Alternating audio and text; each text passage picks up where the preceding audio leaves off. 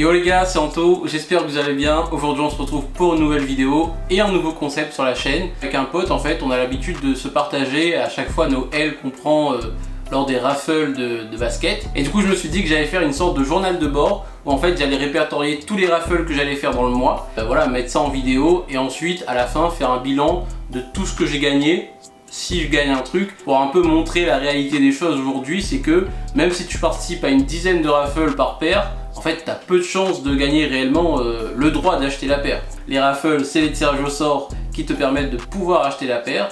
Et du coup, on va voir un peu ce qu'il y a au programme ce mois-ci. Alors voilà, je tourne la vidéo le 15 juin, du coup on n'est pas forcément au début du mois. J'ai déjà anticipé le truc, du coup j'ai participé à plusieurs raffles en amont. Alors personnellement je regarde ce qui va sortir sur des sites comme When2Cop, le site de la sneakers, ou FitDemol. Et du coup là on va aller sur le When2Cop parce que dernièrement je trouve que c'est pas mal quand même. Il y a un calendrier assez précis de ce qui va sortir et on s'y retrouve assez vite en fait. Et du coup, on a comme sortie le mercredi 16 juin des Air Max 90, pas ouf. On a des Yeezy qui ressortent ou des Yeezy qui sortent pendant le mois. On a la Mono Ice, la Mono Mist et la Mono Clay. Ensuite, on a le samedi 19, ça c'est une paire que j'aimerais bien avoir. C'est la Nike Dunk Low Zebra. Franchement, je trouve ça pas mal. Ça fait très longtemps que j'ai pas pu acheter une paire au retail directement. Il y a du restock de Yeezy encore une fois, les Yeezy Slide, le modèle Enflame orange est franchement très cool je trouve. Je pense que je participerai à tout sur l'application Adidas, histoire d'avoir un maximum de chance quoi. Et là, je gagne tous les raffles, je me dépense 1000 balles de ce mois-ci. Et ensuite, la Nike Sacai Cream. J'ai fait un petit retournement de veste sur cette Sacai puisque franchement je la trouvais réellement pas ouf. J'ai la bleue et rouge chez moi ici là qui est vraiment ultra puissante, qui match pas mal en plus avec ce maillot là. Et aussi du coup le vendredi 25 juin on a une deuxième sortie qui est la New Balance X Salae Bambury. S'il y a une raffle à gagner c'est vraiment celle de la New Balance où la paire elle déchire de ouf.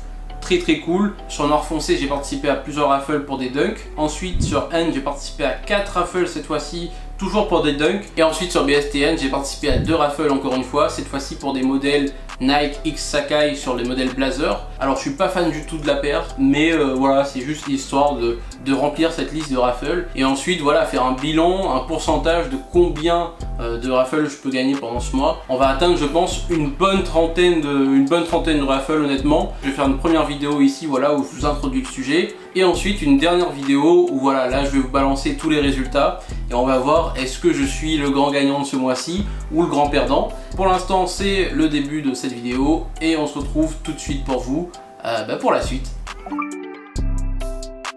Les gars, de retour pour cette deuxième partie de la vidéo, on se retrouve quelques semaines plus tard. Du coup pendant le reste du mois j'ai continué à participer à des raffles et du coup le résultat c'est que j'ai fait 32 raffles pendant le mois de juin.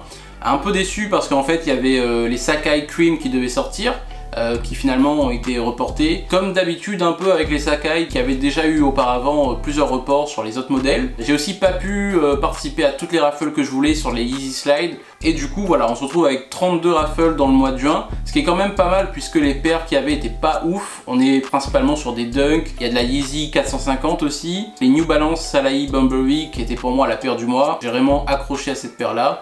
Est-ce que je l'ai eu? Vous allez le voir dans la suite de la vidéo. Ça va des shops de Inde à Anon, Seven Store, Food Shop, plein de sites auxquels voilà, j'ai participé au raffle. Au final, le résultat c'est que j'ai réussi à avoir une paire. Je m'attendais pas forcément à réussir à avoir une paire. J'ai eu les Nike Dunk Low Premium Zebra que je vais vous montrer juste après. Sur 32 paires ça fait environ 3% de réussite. Voilà, ce qui est pas énorme. Il y a tellement de demandes que c'est difficile de satisfaire tout le monde. Après c'est vrai que je visais réellement les New Balance, mais pour ça voilà, j'ai craqué, je l'ai acheté au resell. Et du coup je vais peut-être vous faire un unboxing plus tard de cette paire là, puisque franchement c'est une paire qui vaut réellement le coup d'œil.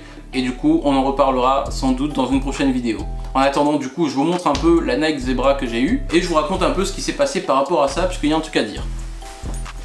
Du coup, cette Nike, je l'ai eu sur Anon.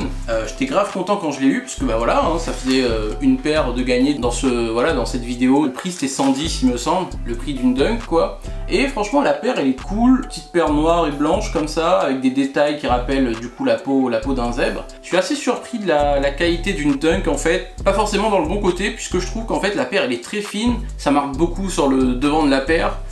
Voilà, je trouve pas ça ouf. Et du coup je l'ai eu sur Anon et ce qui s'est passé c'est que un jour comme ça, la paire arrive et je reçois les frais de douane en même temps de 57 €. Alors 57 € de frais de douane quand ta paire coûte 110, c'est un peu abusé. Et du coup, j'ai été grave déçu, j'étais grave surpris, je m'attendais pas à ça en tout cas. Je peux vous déconseiller Anon si vous pouvez en tout cas pour pas payer de frais de port si vous n'êtes pas préparé à ça en tout cas, pour conclure là-dessus. Pour finir du coup, une paire sur 32, c'est pas ouf. Je pense que ça a fait beaucoup de frustrés au fur et à mesure des mois puisque tu participes à une dizaine de raffles tous les mois. Là on était dans un mois où franchement il n'y avait pas grand chose non plus de ouf, mais les mois où tu as des grosses paires qui sortent, voilà, tu as beaucoup de tirages au sort à faire, ça prend du temps, c'est pas des trucs fun à faire je trouve. Par exemple pour les Dunk, il faut suivre beaucoup de skate shop. Moi je trouve c'est cool pour les skate shop, mais en même temps j'ai pas envie de suivre, honnêtement j'ai pas envie de suivre leur page Instagram quoi. Et du coup c'est relou, Du coup on se retrouve à aller consommer du resell, c'est mon cas personnel. Je trouve ça dommage dans le sens où c'est pas fun de payer une paire beaucoup plus chère. Je suis fan de basket, du coup ça me dérange pas dans l'absolu, de l'absolu ça me dérange pas, mais c'est relou. On a vu Nike récemment qui ont fait une petite news sur l'application SNKRS où en fait ils allaient changer un peu leur modèle de répartition des gagnants, dans le sens où les tirages au sort seront plus sur la fidélité des gens,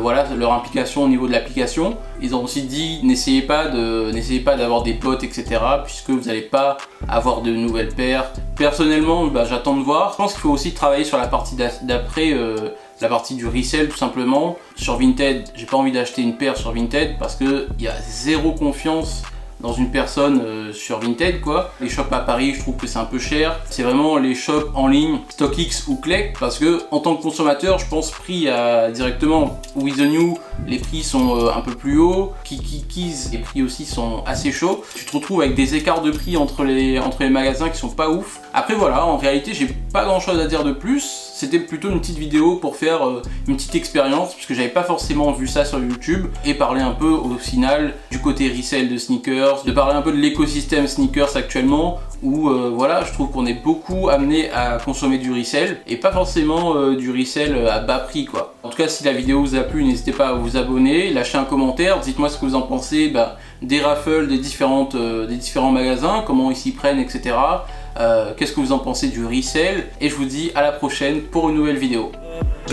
Dans la